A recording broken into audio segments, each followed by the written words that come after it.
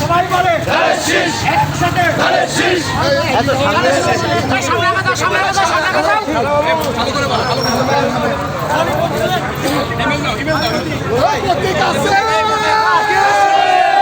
বাংলাদেশের উন্নয়নের প্রতীক আছে, 12 তারিখের নির্বাচনের প্রতীক আছে,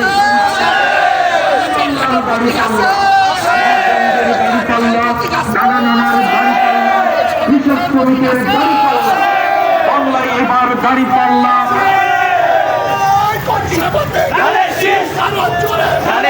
সবাই মিলে সবাই মিলে